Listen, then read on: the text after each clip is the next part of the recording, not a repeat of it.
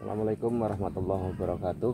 Buat teman-teman semuanya yang hobi bonsai ya, yang dimanapun Anda berada, mudah-mudahan Anda semuanya senantiasa dimudahkan rezekinya, dilancarkan rezekinya, diberi kemudahan dalam semua urusannya.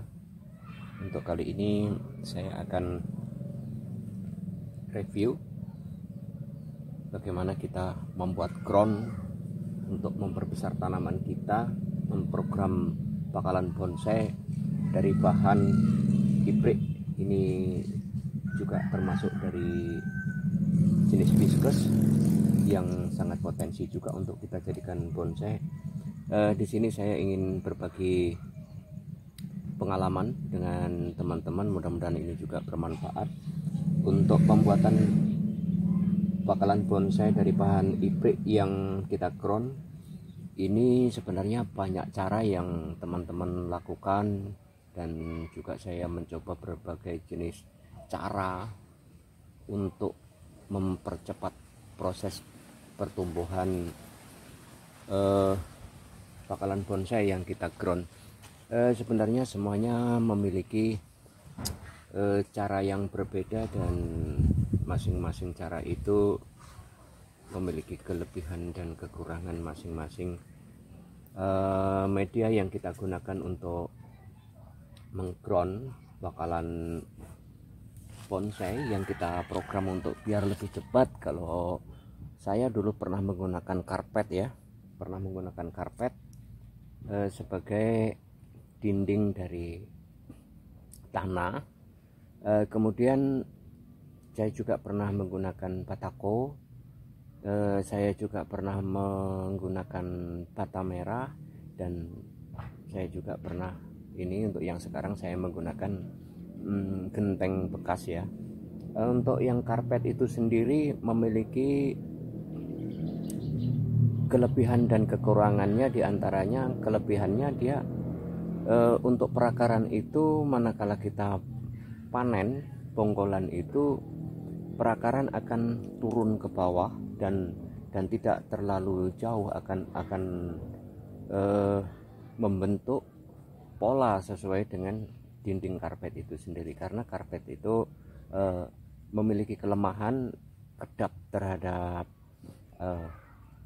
air, udara, sehingga kelemahannya dari karpet itu, karena kelembapannya tinggi, dikhawatirkan akan tumbuh jamur, bakteri, dan virus, sehingga mengganggu dari proses perkembangan itu sendiri. Karpet itu ya bagus-bagus saja lah kita pakai, cuman sirkulasi udara di dalam karpet itu sendiri tidak bagus, sehingga tanah tersebut begitu lembab dan kekurangan oksigen.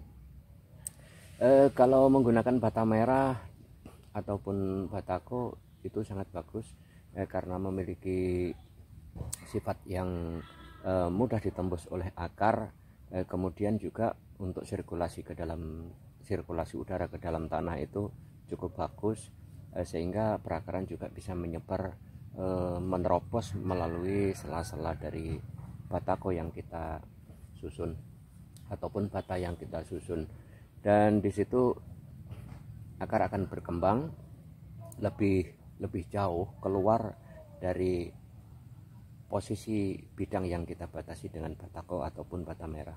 Kemudian genteng juga bagus karena memiliki sifat yang poros, udara juga sirkulasinya bagus, dan akar juga bisa keluar dari sela-sela genteng yang kita susun.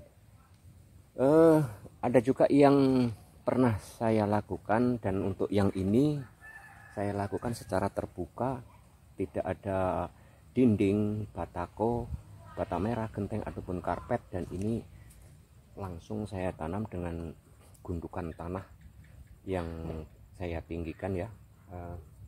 Kemudian saya tanam di atasnya. Ternyata ini lebih cepat proses perkembangannya, karena akar bisa berkembang ke semua arah dan mencari makanan itu sangat bebas sekali. Kelemahannya adalah mudah ditumbuhin rumput, ataupun saat kita menyiang rumput ataupun kita melakukan semprot ya untuk membersihkan lahan, perakaran yang berada di luar yang ngambang di atas tanah itu akan terkena dengan herbisida. Apa bahan bonsai yang kita gunakan untuk sejenis viskus ini sangatlah banyak sekali jenis viskus yang sangat potensi untuk kita jadikan bonsai, dan ini salah satunya adalah iprik yang dulunya ini sangat kecil-kecil sekali ya, sebesar jempol tangan, ada yang sejempol kaki. Dengan waktu yang kurang dari 3 tahun ini sudah menyatu dan membentuk pola pohon yang saya kehendaki. Dan tahap yang pertama juga sudah saya lakukan, yaitu memilih percabangan yang saya pilih, kemudian sudah saya lakukan pemotongan seperti ini saya lakukan pemotongan ya untuk arah percabangan sebagai pengantar dari batang ke cabang utama. Kemudian ini sudah memasuki tahap kedua dan ketiga, membuat perantingan. Perantingan ini sudah saya lakukan pengawatan juga untuk arah mengisi komposisinya, sehingga setelah terbentuknya arah, terbentuk komposisi yang saya arahkan ke bagian-bagian dimensi ruangnya. Setelah permanen pembentukan cabang ini, kawat kita lepas dan perkembangannya kita los kembali untuk membuat proporsional antara batang dan cabang dan juga perantingan seperti itu.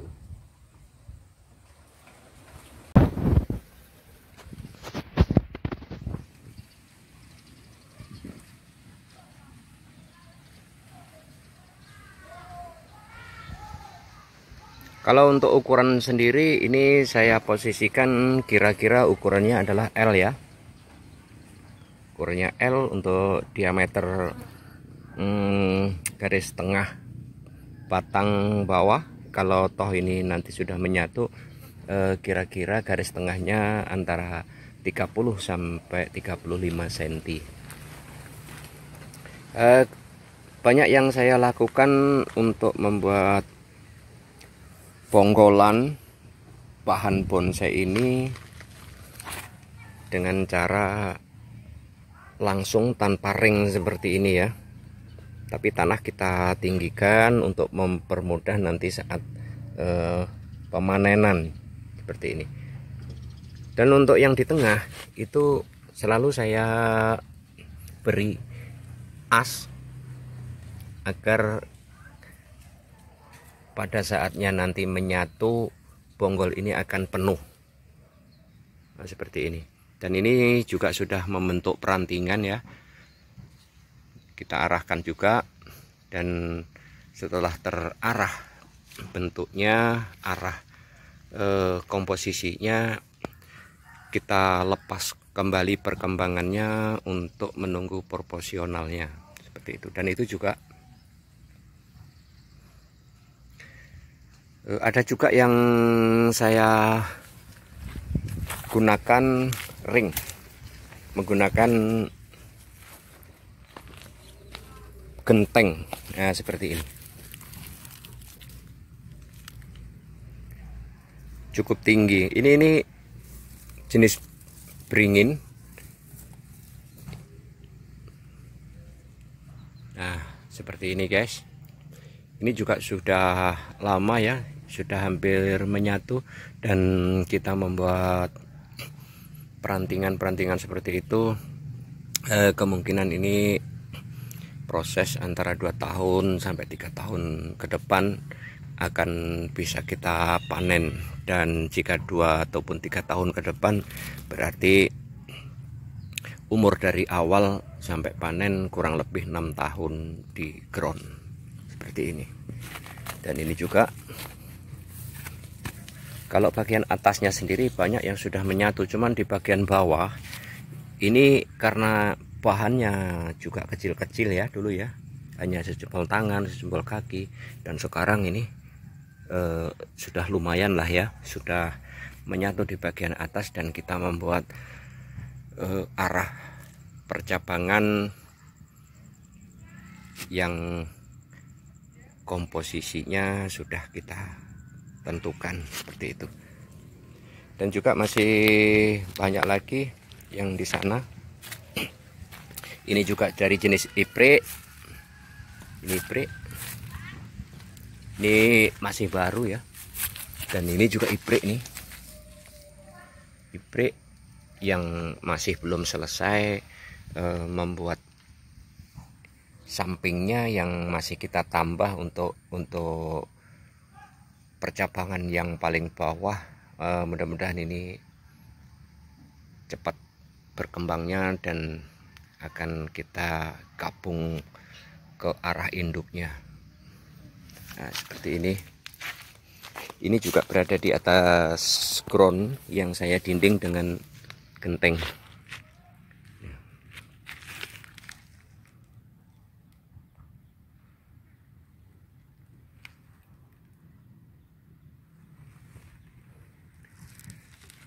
Seperti yang di sana itu kimeng, jenis kimeng, dan juga ada juga rotusa yang di sana yang masih belum lama saya pindah tanam. Dan ini dulunya dari groundan, dari kecil-kecil juga, sekarang saya pindah dan saya naikkan di ground dengan dinding genteng seperti ini. Tujuannya nanti ke depannya untuk proses panen itu lebih mudah. Dan ini masih belum lama ya pindah tanamnya. Nah, seperti itu.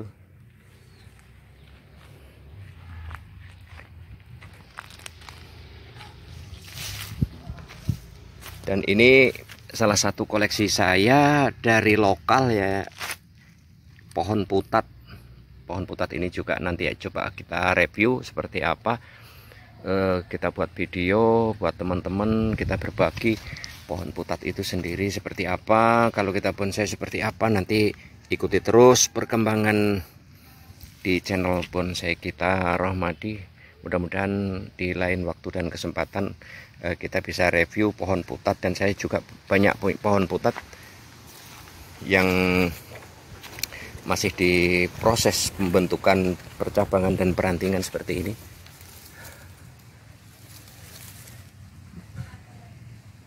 Sangat potensi sekali guys kalau kita lihat dari perkembangannya, dan adaptasinya juga lumayan bagus. Nanti kita khususkan lah ya untuk reviewnya di pohon putat.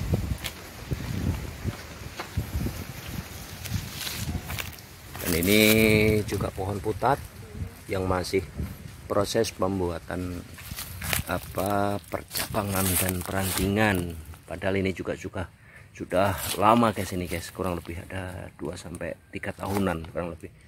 Dan ini kimang, dan di sana juga masih banyak pohon-pohon yang proses penggabungan yang belum selesai, yang pada dasarnya ini adalah pembentukan gerak dasar dari pohon itu sendiri. Ini juga kimeng yang masih proses.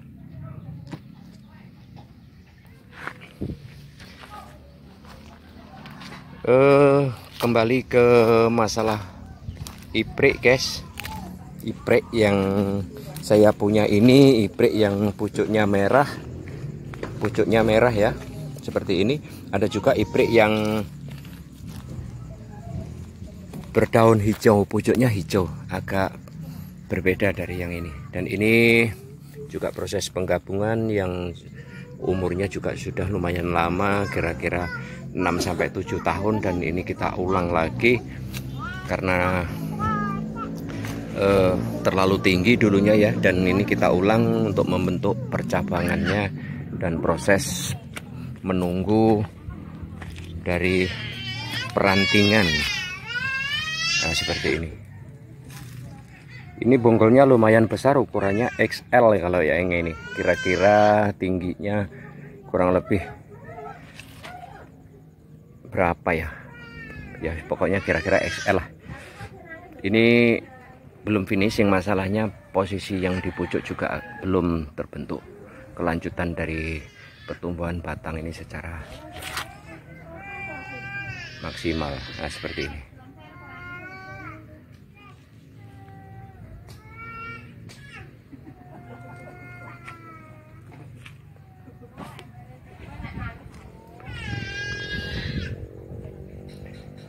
Proses penggabungan ibrik sendiri sangat mudah guys, sebenarnya kita lakukan dari pucuk yang kita ambil, kita potong secara stek dan kita tancapkan ke tanah asal kelembapannya terjaga. Mudah-mudahan hidup seperti itu. Dan ini juga saya lakukan seperti itu dari proses kecil-kecil seperti ini guys. Hanya sejari jempol tangan saya aja masih besar jempol tangan saya dari bahan yang saya tanam. Dan proses penggabungannya sendiri sangat cepat seperti ini.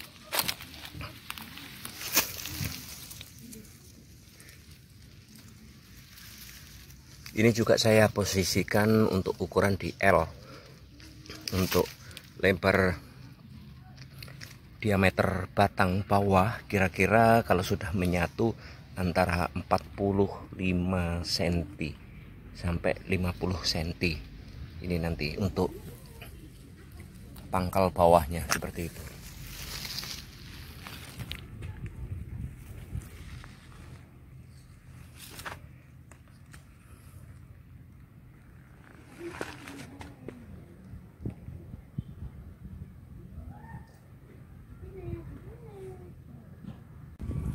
Ibrik sendiri memiliki sifat yang sangat bagus ya guys. Kalau kita jadikan bahan bonsai ya, sangat bandel ibrik, mudah hidup, bandel, tahan terhadap penyakit, juga perkembangannya juga sangat cepat, batangnya keras seperti ini. Dan ini juga lagi proses pembentukan perantingan. Kalau gerak dari dasar batangnya sendiri sudah saya bentuk sejak dini, sehingga proses penyatuannya sudah bergabung dan nunggu proses penyempurnaan penyatuan itu sendiri. Dan ini juga bahannya sangat-sangat kecil. Mungkin dulu kalau bisa saya gambarkan, bahannya ini sebesar pensil, dan sekarang sudah seperti ini. Dari kecil-kecil betul ini saya tanam, saya ambil pucuk-pucuknya untuk saya tanam, saya manfaatkan daripada dibuang. Dan ternyata 90% dari jumlah yang saya gabung hidup. Seperti ini penggabungannya. Kalau untuk arah yang sekarang saya tentukan, ini mengarah ke bentuk pohon yang ekspresi seperti itu.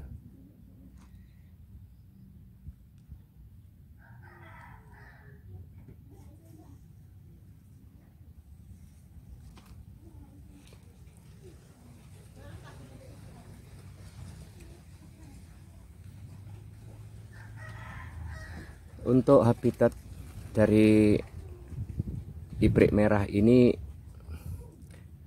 kebanyakan berada di pohon-pohon sawit ataupun pohon-pohon yang lapuk. Itu kalau kita mau mencari bibitan untuk kita ground, mudah-mudahan kita dapat guys.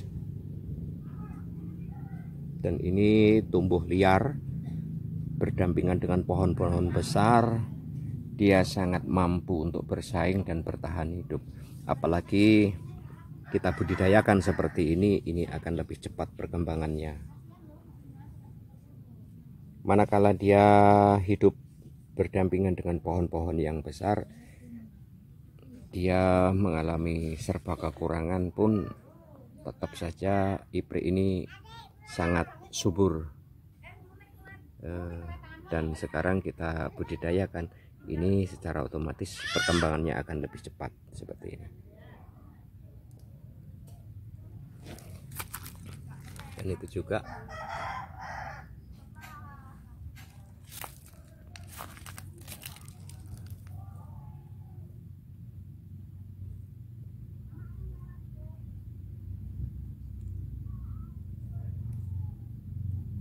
semuanya sudah mulai menggabung dan menjadi satu, tinggal penyempurnaan dari bentuk itu menjadi rangkaian sebuah pohon. Dan pada akhirnya bahan-bahan yang kita satukan ini tidak terlihat antara satu dengan yang lain, membuat satu kesatuan yang membentuk pola sebuah pohon yang utuh, padahal dari bahannya sangat-sangat kecil-kecil guys. Ini juga lumayan besar. Ponggolan-ponggolan seperti ini rata-rata umurnya dari saya tanam sampai saat saya videokan ini kurang lebih 3 tahun seperti ini.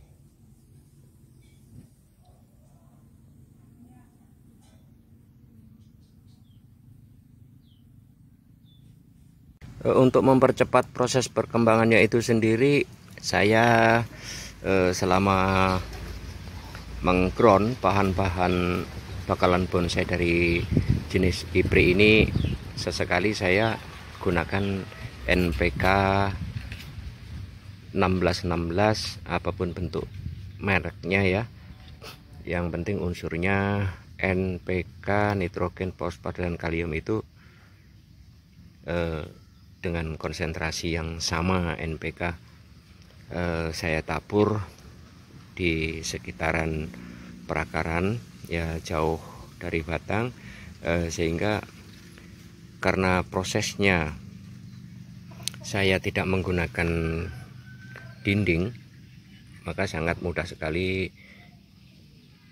pohon ini respon terhadap pemupukan.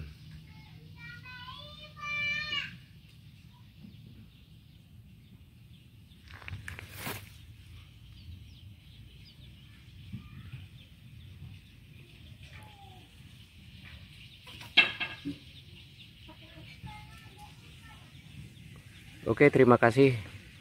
Sekian dari video saya kali ini. Mudah-mudahan ini bermanfaat. Terima kasih banyak atas dukungan teman-teman. Jangan lupa subscribe, like, dan komen untuk mengikuti perkembangan channel saya. Mudah-mudahan video ini bermanfaat. Wassalamualaikum warahmatullahi wabarakatuh.